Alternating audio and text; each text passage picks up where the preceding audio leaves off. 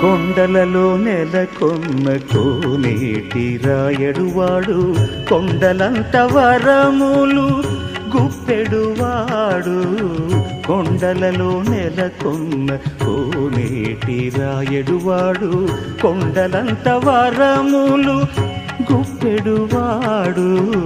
కొండలలో నెలకొన్న కోనేటి రాయడువాడు, కొండలంత వరములు గుప్పెడువాడు.